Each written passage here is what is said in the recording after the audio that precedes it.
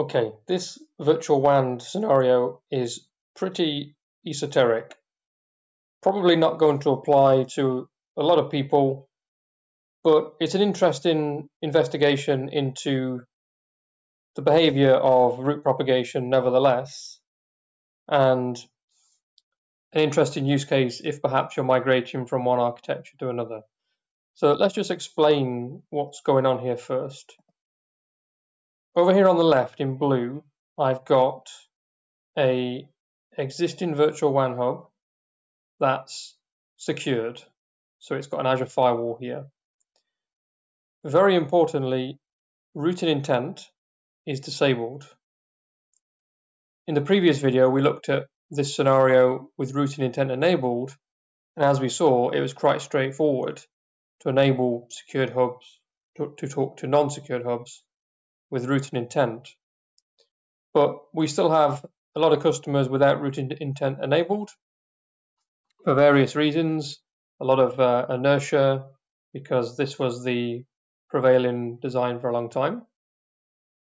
So this particular design here, we've got, as I say, secured hub, routing intent disabled, connected into a VNet here with a VM there, standard Azure Firewall managed routing, in which we said send all traffic, private traffic via the firewall. And as we know, that causes some things to happen. All of the VNets start propagating to the route table called none rather than default. That means their reachability is injected into the non-route table, which is not used by any connection. Therefore, it's effectively a black hole in those routes from a routing point of view, apart from the hub being able to see them via VNet peering. And then the rest of the connections, all the VNets themselves and any branches, are associated to the default. Remember, associated basically tells the connections what routes they get. Propagate tells the connections where they're going to send their routes to. And if it was just that, nothing would happen. But the way in which Azure Firewall Manager attracts traffic is we inject some summary routes into the spokes. So all of the RFC 1918 ranges, like 10/8, get a static default route injected with no UDR configuration required. It's learned as a gateway route. And this VM sends all private traffic to the Azure Firewall.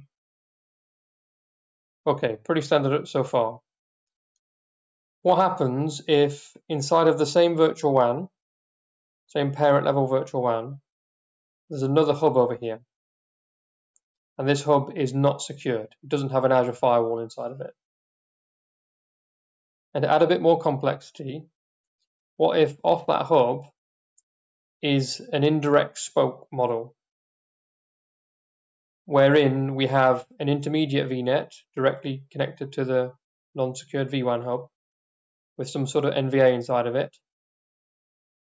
And then off that NVA, in this architecture, we've got another VNet that's being peered with an indirect spoke.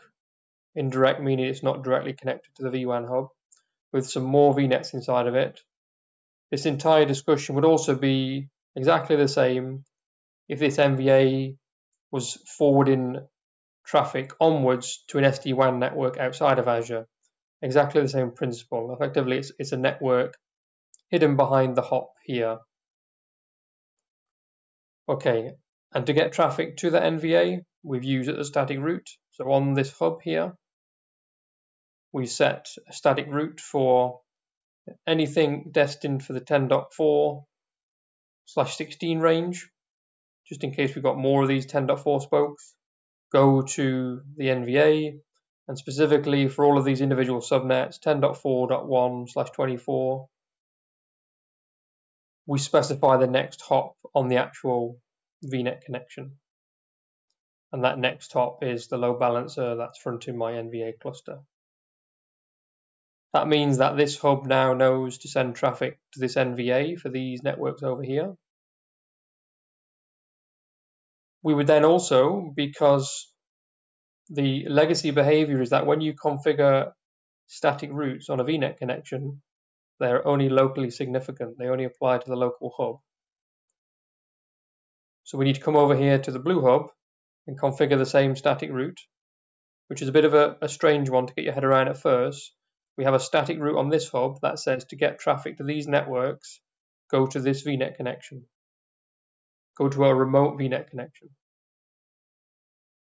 It's worth noting that you may have noticed this as well. When you set up a VNet connection now, there's a little toggle box on that VNet connection for propagate static routes, and that features rolling out across Azure. That will give you the ability to only define the static routes here on the orange hub, for example, and they would propagate to any of the labels that this VNet connection is using. So if you're using the default label everywhere, like most customers, they would propagate around your entire virtual WAN, which frankly is what most customers would expect to be the default behavior anyway in a any-to-any solution like virtual WAN. Okay, so I've done all of that. I've configured, as you see here, all of these routes. And what you'll see is traffic still doesn't flow. And I want to explain why that is. So we saw in the last video that if you build all of this with routing intent, happy days, it works. But what's happening here? So if we look inside of the spoke 1 route table, and I'll show you this in a second, we do see a route. We see the 10.4 route. And we see a next hop of the local virtual hub router. So even though this virtual machine here has a summary route for all RFC 1918 to go to the firewall, we see a more specific route going to the virtual hub router for this 10.4 range. And that's because we've got a static default route in the default route table going over to this VNet connection here. The next hop of this VNet connection, and that's more specific than the summary routes to Azure Firewall. So this blue VM now, when it sends traffic to this orange VNet over here, it goes to the virtual hub router, not to the firewall. The virtual hub router then sends it to this VNet connection over the vWAN hub-to-hub connection. That gets delivered to this NVA. NVA sends it to the backend virtual machine in the indirect spoke. Indirect spoke's got some sort of default route back to the NVA. NVA drops it on the wire. At that point, the wire says, or the Azure SDN says, I've got a packet destined to 10.1.0.5. If you look at this diagram now, and the exam question was, does that NVA's inside interface have a route to this VNet over here? Maybe pause the video and think about it and have a guess. Well, the answer is no. Let me show you. Here's that NVA's routing table.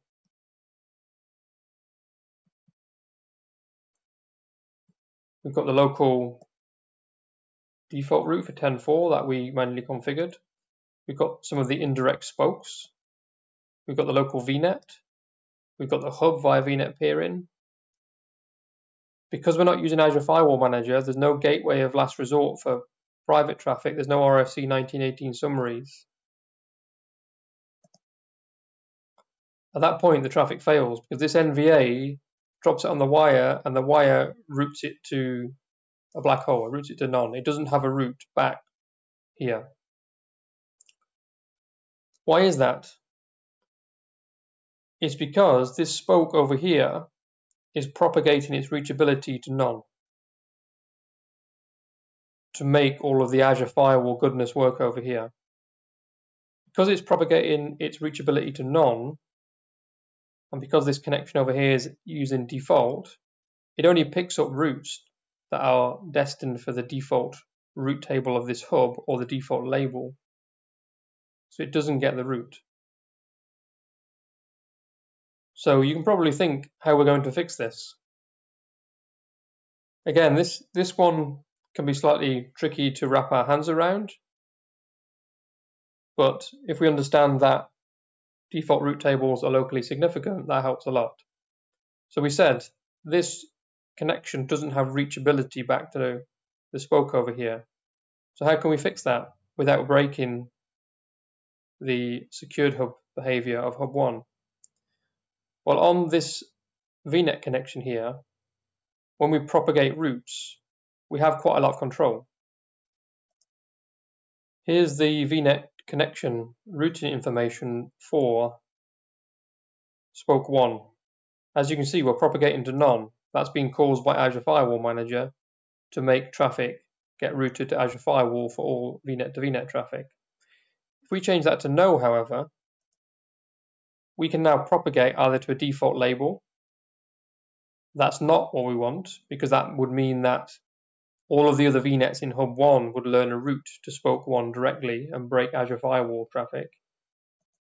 But we can propagate to whichever hub we desire. So I'm going to say propagate my reachability to hub 2 and save that.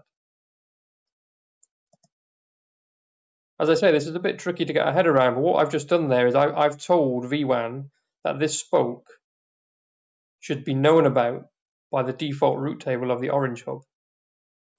And the orange hub now will inject the reachability into this VNet connection, and this NVA will know, okay, I send traffic back to my local virtual hub router, which will send the traffic back directly. Very important point here, it doesn't go back to Azure Firewall. The route will show as hub to hub, but without routing intent, the traffic will go direct back to the VNet connection which originated it. So just to double check that, I've come back to the interface of my NVA, the one that didn't have reachability here to any 10.1 address. It didn't have a return path. You see the best route here, 10/8, next hop none. It was getting black holed. So this is the old table before I've refreshed. If I hit refresh here, now that my VNet connection settings have updated, we should see that we now have a route to 10.1. There we go.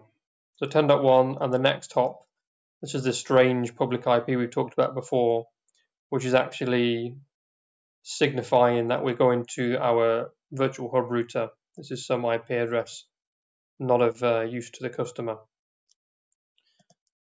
Okay, as I said, pretty strange scenario, which hopefully you won't come across. Most of the customers that are running either non-routing intent designs or tiered designs are making a migration towards a much simpler design with routing intent enabled everywhere. But if you have a use case like this, maybe you're in the middle of a migration, maybe you have a requirement to support some non-secured hubs with an older non-RI design, I hope this helped. Thank you.